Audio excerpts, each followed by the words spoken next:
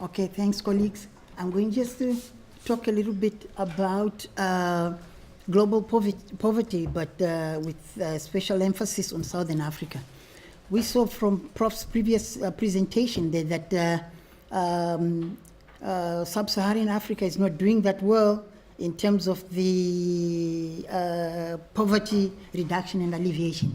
We saw that. But I wanted us to, talk a little bit more about how do we define Africa? How do we see Africa? But I wanted to ask you to preface my discussion with a question to you. I just want to hear from you. Why are other nations wealthier than others? I want to pose that to you. Just what you're thinking. Why are other nations wealthier than others? Can anyone tell me, just from you, just as you think? Maybe perhaps that would help us to, foreground our discussion based on that. Why are other countries wealthier than others? Why are countries richer than others, in other words? Yes, from the top of your head. Yes, Isaac? Things has to do with the level of human development. Okay. Yeah, why are others much more developed than others? Yes, why do they have higher human development than others? Yes? I think geography can be an issue. Geography. Okay. Landlocked, Landlocked, exactly. Yeah, it could be a factor as well, right? Yeah, if a country is landlocked and another one is not, yes, there's some studies that have shown that countries that are landlocked have more difficulties than those who have some, yes, and those do recover much faster than those that are landlocked. Yes. Level of technology advancement. Technology advancement, yes. Level of technology, yes. Maybe commitment from governments and Government also commitment. society. And civil society. Yes, civil society, yes. Any more points? Yes, Danford? I think different historical trajectory. History does play a part. History does matter, right? Yes, ma'am.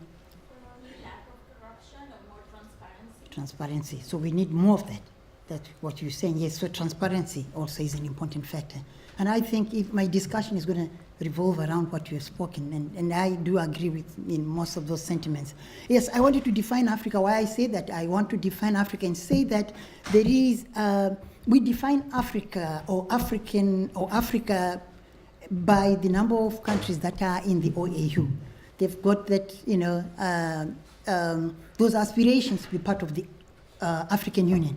Those are the countries I'm going to talk about, because I see, even if you look at some World Bank literature, sometimes it puts the northern parts of it, as belonging to, say, the Middle East, for instance, and not putting them, among Africa. So I would just talk for Africa as a whole, meaning that those countries that belong, the 54 countries that belong to the AU, are what I'm going to be talking about, right?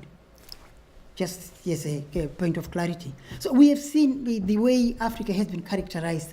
Africa's growth tragedy. That's what we see there from Eastleigh and Levine, 97. Tragic, pathetic, and hopeless and underdeveloped. So these are some of the narratives that we see. But we also see there that Amartya Sen spoke about, that people must live the life that they value. And in that sense, in African context, perhaps not. It's not being fulfilled. It's not being realized, in terms of those that aspiration. So I also there I wanted to ask why Africa is poor anyway. So then, how do we explain it? When I spoke the other time, I said that Africa is a rich continent, right? We are a rich continent, and I still believe that yes, we've got the minerals, we've got the oil, but yes, we want to put that context. But why is it that we have, maybe perhaps even some of the richer countries do not have the resources that we have, but we still find ourselves? So there must be something wrong there, right? Must be something that must be, immensely wrong. It can't be that when you say we are rich, we've got the minerals, there must be something that's very wrong. We shall try and perhaps unpack it in our discussions. So if you look at, I must use this one, right? I'm just looking at those GDP per capita. I looked at it from the 1960s, 1970s, 1971 up to 2010. At least that's the data I have. If you see there, it's showing us that growth, as Prof also mentioned, that yes, some African countries are posting some of the highest growth rates that you can ever imagine. But poverty is still a problem. There we see it for ourselves. There in the 1970s, there were 12 countries. In the 1980s, there were 17 countries posting growth rates above 5%. And even now in 2010, I'm talking about 2010, 2001 and 2010, there were already 21 countries there. Even growth between 2 and 5%, growth rates of between 2 and 5. We had countries that, the numbers were good. For instance, in 1980s, there were 21 countries there and so on. 12 and 3 in between 2001 and 2010. So we see that there are a few countries that were with the negative growth there, if I look at 2001 and 2010.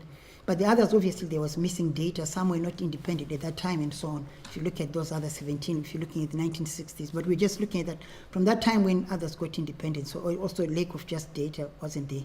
So I'm looking at those 54 countries in principle. So yes, that's where we see that, yes, there is growth, positive growth, 5% and so on. So we see that if I were to talk about this, we're saying that about 48 countries during that period had growth above 2% or, at least above 2% if you look at that, right? But we see that, yes, still there are problems. The best that performed in 2014, if I look at the others, I'm just looking at a few selected countries. Mauritius is doing some work there that, is very good in terms of some few indicators, looking at some countries, Egypt there, but I'm going to look at it more using 2015 data. We can see, the HDI values there, and in terms of, I was looking at HDI in this regard. So Mauritius has been doing some, making some good progress there. But if we look at the HDI, for sub-Saharan Africa, it was at 0.518 in general, or rather overall at that time. But let me just go to the next one. I want to go to the next one, then that perhaps. These are in 2015, these were the top ones. Mauritius was number 1 there, followed by Algeria, and then followed by Tunisia, and then Libya was at number 5. But if you look at it, that's on the African context. But if you look at Mauritius, it's 64 in the world. No, it's Seychelles number 1, right? Yes, it's Seychelles number 1, followed by Mauritius. In Mauritius in 2014, there was a swap of positions there, yes. And if you look at it, it's 63. When I look at in terms of the position in the world, 64 for Mauritius, 83 for Algeria, and 94 for Tunisia, and 96 for Libya. Also, again, you look at the northern countries there, Algeria, Tunisia, and Libya are doing much better. But we will try also and see and unpack what could be driving this force. Driving this, better performance. And also, we know the problems that those countries also are facing in terms of the internal, situations in those countries as well, if we look at it. But let me go to the next ones. These are the medium human development. Those were the high,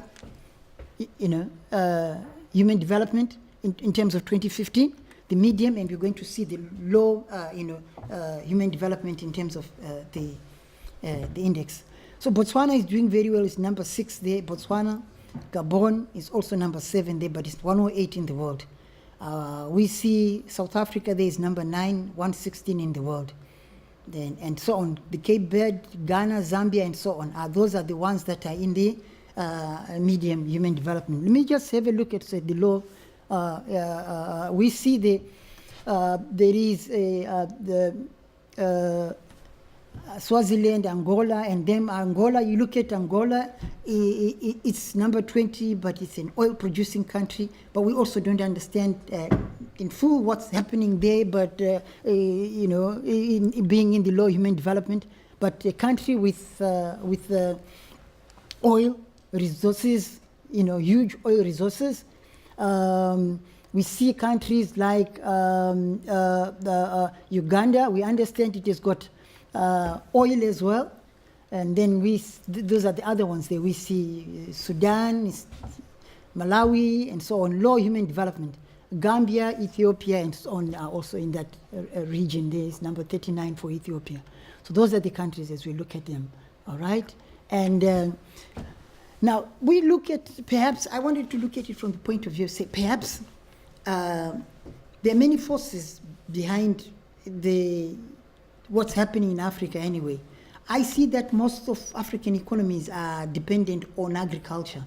If you look at that, it's showing us that the levels of productivity, in some countries it's even falling, in others it's going up.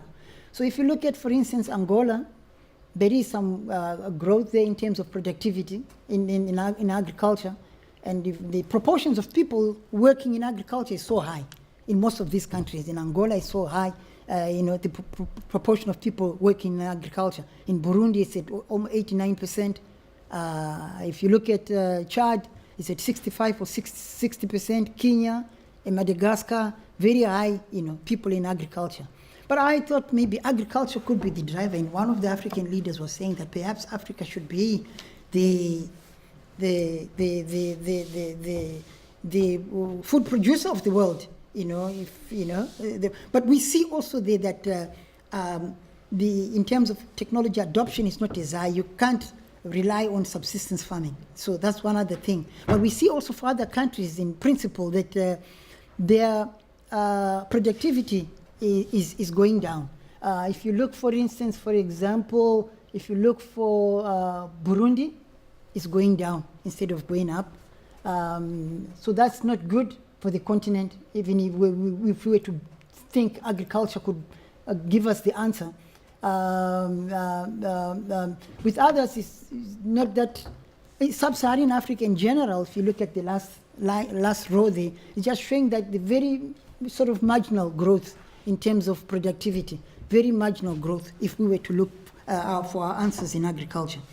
So the challenge, obviously, we need jobs for our youthful population. We need jobs. I tried to unpack this and see where we could find our solutions, or rather to try to navigate and think about where the problems could be. I tried to look at perhaps the markets, I tried to look at the state, and I tried to look at our politics. Some of the things that you guys have mentioned. Yes, obviously, when people look at our economies, you look at it from the point of view of the Bretton Woods institutions, one would say, no, perhaps our balance of payment deficit is too huge. They may say that our debt is too high. They may talk about low productivity, overvalued sort of currencies, fiscal deficit, and so on, huge fiscal deficits, and so on. High interest rates, those are the issues that they will talk about essentially. And also the aspect of human and fiscal capital, low human capital, meaning that we need to do more in the area of human development and training, low technology uptake, and so on. So that's from the side when we look at it from there. We may try to think of it in terms of the state. They also look at it, issues that you've also, colleagues, you've mentioned, inadequate, perhaps they say, institutions. They also talk about things like corruption, leadership could be another problem. They talk about that, and also issues of poor bureaucracies. So if I were to look at the state. But as Prof mentioned, that the state, we can't do away with the state. It is the only one that can deliver what we want. So the lot rests on the state to deliver for the African people. So in a way, I look at politics as well. Yes, indeed, there are some aspects that we may look and relate to colonialism, issues of imperialism. We may look at neocolonialism as well. We look at issues, perhaps, multilateral imperialism. So there are those challenges. Elitism as well. Elites capturing the state. Prof spoke about regulatory capture. That's very true. Those things are happening. We have seen also issues of, our political, therefore, systems. Our political systems are not helping. Our economic systems are not helping our people to advance. So there are some people even now who are talking about the developmental state. But I try to look on Africa, on the African continent, and see which countries could we really say these are developmental state with that type of bureaucracy that can take that, that mandate to deliver for the people. To some extent, we were trying to think which one could fit in that definition of a developmental state, but it's been so hard to find one. And we also look at, in terms of our leadership, yes, always people talk about Thomas Sankara as one who was exemplary at the time, and is exemplary leader. So we're looking at leadership as well, that our leadership has to change and understand that they have to do it for the people. So in many ways, I'm looking at our economies and see that there is over-reliance on our minerals, perhaps, and also on commodities, and also when you look at it very carefully, you see that the terms of trade are not in our favor. In terms of terms of trade, obviously not in our favor. We see that there is low investment either in infrastructure in our countries. We need obviously to increase productivity in agriculture and others, and also have to look at our policies and also look at how we stabilize really our economies in that sense, how we adopt innovations, ICT and so on. Someone mentioned also, yes, true, if you look at our agricultural products, look at them, you see that there's so many, or rather the costs are high input costs, that's what we see, stifling many of our farmers, and also very low producer prices. We've seen contract farming in Zimbabwe. China is very much involved in contract farming, but we've seen that to some extent some people have not benefit from that contract farming as well, in the sense that even we've seen pockets of poverty also arising from those arrangements where there is contract farming. So we see also that some of our challenges relate to the issue of value addition. There's not much that's happening in terms of value addition. We are selling our commodities raw as they are and buying them at higher prices without any beneficiation on our part. So there's very little value addition in terms of the commodities that we are selling. So also if you try to look, I thought maybe perhaps we may find our answer. If our answer is we can't find it in agriculture, I tried to look at our manufacturing sectors. Also I see that there's very little manufacturing taking place. And also the service sectors are not that, developed, not that well. If you look at a little bit pockets of manufacturing happening, for instance, in South Africa and Namibia, Mauritius, and we see a little bit in Tunisia and Egypt. But it's that size, it's not that huge. So we see that, yes, in terms of our policies and our economic policies and our systems are producing and reproducing unevenness in terms of the way our people are living. So yes, there are also issues. Prof mentioned a little bit about that as well in terms of capital flight. So a lot of this money that is going out illicit, going to these secret jurisdictions, money going out, flowing out of the continent. We blame also obviously our own leaders that they're not keeping things under check and so on. And we also realize that the impact of neoliberalism, we see it.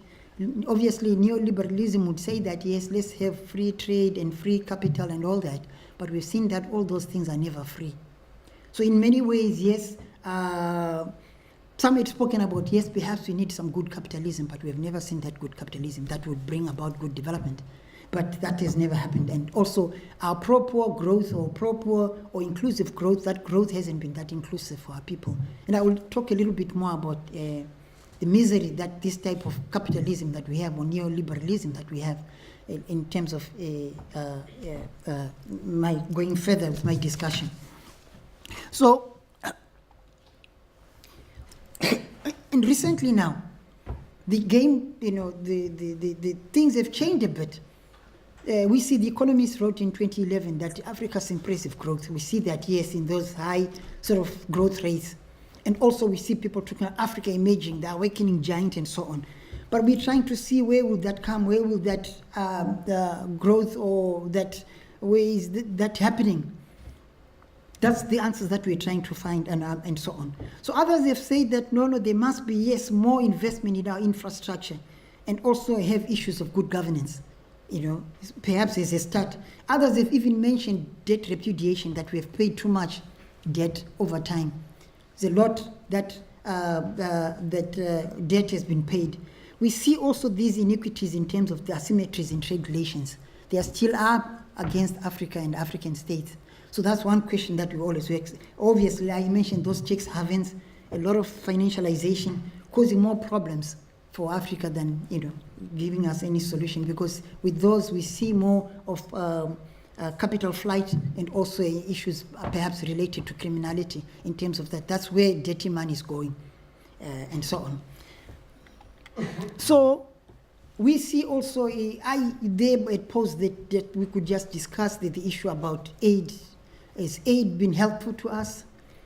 Aid is perhaps with those who talk about those dependency theories and so on.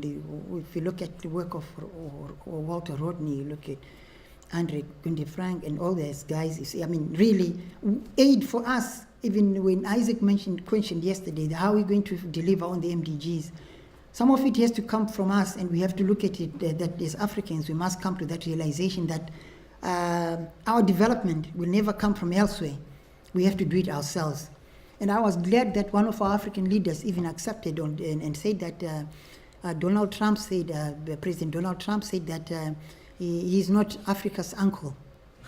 He won't play that role. So it's that realization that we have to do it ourselves. It won't come from anywhere. So yes, this state has to play a very big role.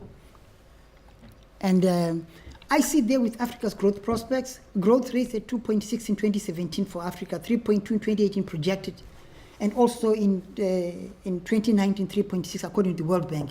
So we see positive growth there. Many countries there, Cote d'Ivoire, Ethiopia, Kenya, Mali, Rwanda, and so on, have been doing very well. Also, this growth reaching about 5.4% between 2015 and 2017, spurred by domestic demand. So yes, there is a big, huge demand for African products. There is need to be more trade happening between African countries, which is very low at this stage. More trade among African countries, and more investment in infrastructure, because there are places where it's very impossible on the African continent. Yes, the resources are there, the minerals are there, the oil is there, but it's how then is it used or to translate that into real, better livelihoods for the people. Okay, so the debates that we are engaging in now, in principle, is how do we disaggregate, for instance, looking at poverty, to unpack the gender aspects of poverty. Poverty, looking at how old people are faring in terms of how they are doing, how do we ameliorate, because we don't have those strong social protection mechanisms. We're looking at from the point of view from birth, what systems do we have from birth, what system do we have during your working life, and what system do we have to cater for our people at old age. So those are the issues. How do we deal with child poverty? As we've seen that poverty is rising rather than falling in terms of numbers involved. So how do we unpack the poverty traps that Prof spoke about? Issues of inequality traps that we see manifesting in Africa. And we want to look at, in terms of our theorization, how do we look beyond the capabilities in terms of understanding and working out? Yes, we're doing some work, a little bit of some work in terms of understanding, using other, a bit more sophisticated methods, trying to do some structural equation modeling to understand, the theories, or rather to come up with new theories that talk to our situation in that sense. So I look at IME's rising growth versus inclusive growth. I'm just going to read it. It says IME's rising growth occurs when economic growth leads to no or very limited economic gains for those at the bottom of the distribution. At its most extreme, it refers to situations where the welfare of large segments of the population declines in absolute terms, as reflected, for example, in increasing poverty level. That's what we see in the pattern of sub-Saharan Africa. There are cases where there has been growth with poverty reduction, and there are also countries where there has been growth without any poverty reduction, and that's what we see. That's the reality of most African countries as well. Growth without poverty reduction, where at the same time we need jobs for our growing, very young, youthful, which we have called it's a dividend. But how do we tap into the dividend, and so on. So I'm going to quote Marx. He says that there is an absolute general law of capitalist accumulation. Original emphasis is yes, it established an accumulation of misery corresponding with accumulation of capital. So the questions you are asking, what are the political and economic causes of merization? And what are the possible policy responses? The other dilemma is that which is the policy mix is appropriate under what circumstances? And policy mix is a contested area as well. And also we are asking which dimensions of poverty should be measured and monitored, and by whom? So these are the questions that we are asking, and I leave it at that. Thank you so much.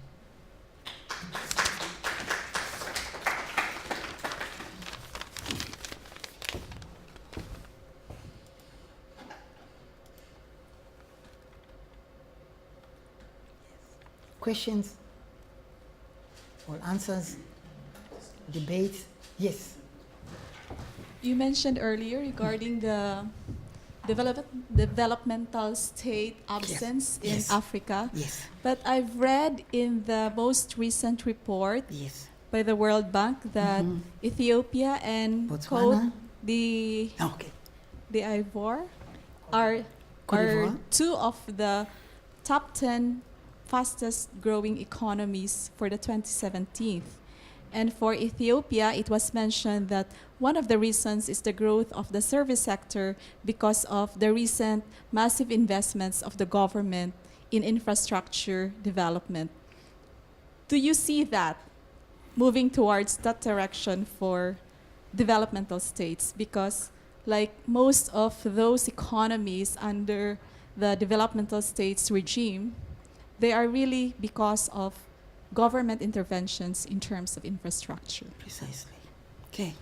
Yes. Well, we tried to check. Even others are talking about Botswana as one that shows some elements of a developmental stage. Ethiopia is doing a lot of work, very good work, in terms of even in the sector of agriculture. Yes, Ethiopia is, but they have those serious challenges. So they is still on the low human development, in terms of their numbers. Say, how's your population like? If we were to, how's the population? Close to 100 million. 100 million. Nigeria, how much is the population again? Nigeria? 180. So Ethiopia, are you number 2 or what? After Nigeria? The second, yeah. Yes, second, yes. So their problems also are very huge. They also had times when they had internal conflict at some point, yeah. And now, is it solved now also? Those things that could disrupt their growth, internal sort of problems a bit. But yes, Ethiopia is showing some light. I know if you look at especially the agriculture has been loaded. But there are some few pockets, yes, where we can see this shining. We thought we could look at South Africa as one of those big economies if I look at in South Africa. But there are also many challenges, the political issues as well, meaning that issues, for instance, to do with state capture that people are talking about a lot, that elitists are taking over and so on, and not much happening, although there are some elements and people are looking really at South Africa to be one of those shining lights, or in terms of development. Prof, do you want to add something on that? For the time being, but she mentioned the huge investment in infrastructure, yes. And I think that can make differences. Yes, that does. Countries where you need to invest heavily, yes. And to offer jobs and to get out of the trap of the exporting natural resources, Mm-hmm. with a consequence for the economy, for the society, and for the environment. Mm. But I like to see the participation of the students. We Yes. have Yes. three There are 3 hands. questions there, yeah. You were first. Yes, the second, lady and also third. was, yeah. Yes. As briefly as you can. As Yes. briefly as I can. Yes. I'm gonna try. I think it's more of a comment than a question, Okay. and I think it's also a response to her. If you look at the role of the state, especially in East Asia as compared to Africa, you'd find that there are many tragedies that have been happening in Africa. Because in East Asia, I think the literature, there's a consensus that, okay, developmental states in East Asia were driven by development-oriented political leadership, because of the autonomy of the bureaucracy, and the performance-oriented government and the production-oriented private sector. But then if you look in Africa, look at our governments, they are failing to deliver services to the people. If you look at the political leadership, they are not development-oriented enough. And if you also look at the private sector, it is not as productive as it is supposed to be. So I think that is the main disjuncture between failing African developmental states as compared to the East Asian developmental states. As you've rightly made the case of South Africa, one of the best constitutions in the world, which basically require the state to be a developmental state. But then the implementation of thereof, we find ourselves in the midst of state capture, whereby resources are no longer used for the benefits of the people, but for a few individuals. So I think that's where we need to get it right. Okay, and that's my student. He is working on that in a developmental state. So we're ticking those boxes to find which one applies, and couldn't find, most of our of those countries, to see which one really fits that bill. Yes. Yeah, mine is related with the issue raised by my colleague.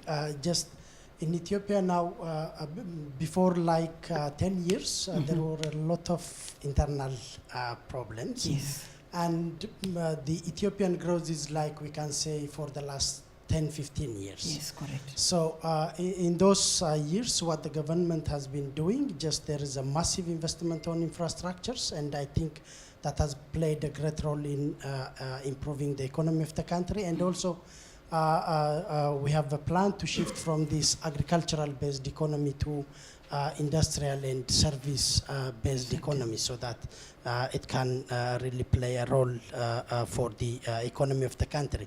And my other discussion point is just you raised an issue on aid as a barrier for growth. And my comment here, if the aid is in terms of technologies and also in terms of building human capacity, then that can really contribute for the development of these nations or for the growth of these nations. But if most of the aids that we see them, they are mainly temporary, just they give only maybe needs for daily or just for short-term periods. But if they really support in terms of human development and technologies, then Africa can bring a big development, or just it can improve a lot, especially in terms of growth. Thank you. Thank you. And Ethiopian, yes, Prof. Well, his one from South Africa was also very more of a comment. His one also is just saying that it's a deliberate effort by government to, go into the manufacturing service sectors, moving away. But they're doing good anyway, still in terms. I know you have that new agricultural commodity. Yeah, exactly. So they're doing very well in that regard, Ethiopia. So yes. Any more questions? Yeah, it's pretty much, I would like to hear your opinion or your thoughts about what would be the role of China, because I have read that these major investments in Ethiopia are pretty much China's new debt. So do you see it as an opportunity, or is there another form of neocolonialism that we have been talking about? How do you see the role of China? And I have read a bit that it's expanding over all African countries. It's not just in Ethiopia. So I would like to hear your thoughts about that. It's a very good point. It's a very good point. Yes, Africans are discussing about that, the role of China. Is it a new form of colonialism or not? But what people, well, we have had some leaders. That's why it's for these young, future leaders, these ones, to handle these issues, because we don't know what's happening. In the sense that China is everywhere. China, you see them in Zimbabwe, you see them in South Africa, you see them in Kenya. There has been a strong lobby also. There are people now who are saying, let's be careful about what we're doing. They've done some work in Kenya, they've done some railways in Lagos, helped, and so on. So they're everywhere. And it's very deliberate by the Chinese to do that, what they're doing. Very deliberate they're doing. But some African leaders, we've had them, they're the ones who built the headquarters, didn't they? Yeah. The Chinese, yes. The African Union. Yes. So that's why perhaps, it compromises also, because you can't do things on your own anyway. How many of them would be able to talk bad about China and so on? So in a way, yes, our leaders also to some extent. That's why I'm saying that we need a new crop of leadership, a new crop of people who are pro-Africa in the real sense of the word. We know, yes, Chinese are involved, but we don't know the terms in terms of, we can only see it from the outside, but we don't know exactly their influence in terms of what it means when they invest in this. But yes, there is a lot of Chinese in penetration in the whole of Africa. Yes, I can only agree with you that's we see it happening. Yes, ma'am. Thank you. You showed a slide on agriculture in Africa. Yes. And I'm a bit worried about something. Because agriculture generally in Africa has been the backbone of the economy. Yes, that's true. And then Ethiopia just mentioned that they are moving away from agri to service-based. And then in Ghana, I've also noticed that, though initially agri used to be the main contributor to GDP, now service sector is taking over. So talking about poverty, And then looking at inequality, yesterday we heard that it's not economic growth that is going to take us there. We need to look at social progress. And for Ghana, the service sector taking over is a recent recovery of oil. And so the human capacity to even go there is not well developed. So how does this come in? Because when you look at the population that are into agriculture, it's more than half of the population. Definitely. So if we are to move away towards agric, then how is it going to be? Because the human capacity is not there. Good point. So how do you see that? Good point. Yes, you know, the thing is that it means very much deliberate investments in the various sectors. That's where others have spoken about. Let's see where we have our own, you know, the comparative, or rather some advantages. Let's say where we can compete, where we are good at. That's where I mentioned that, yes, there are others who had spoken to say, yes, perhaps now for us as Africans, how can we in the manufacturing sector say compete with Japan? Maybe we can't do that. Others were warning that maybe not that. That's where people are talking about how do we improve our efficiencies in terms of agriculture, because that's where most of the people are. And also I think more than just this in terms of participation, the pricing of commodities. People are not getting a fair deal on these commodities. If you look at even mineral commodities, they say Zambia has been mining the copper for a long time, but Zambia is not getting much out of it. The people who are doing cocoa, getting not much of it, you know, and so on and so forth. So, you know, that's why it's become a very vicious cycle. Poverty traps, inequality traps, and so on, until those regimes change in terms of commodity pricing and so on. It's it looks a bit bleak. Yes. Maybe to say something on what she raised, just when we say a shift from this agriculture-based, it doesn't mean that we are completely shifting to the industrial or just these manufacturing and service sectors. Just the main target is just because if you take the Ethiopian situation, about 80% of our population is dependent on agriculture, and agriculture contributes around 45% of the total GDP of the country. So with this condition, if we go forward, then the sustainability of the growth will be just in question. So just what the government is trying to do, just to increase the share of the service sector and also the manufacturing to contribute much better for the GDP. But it doesn't mean that we are just moving out from the agriculture-based sector.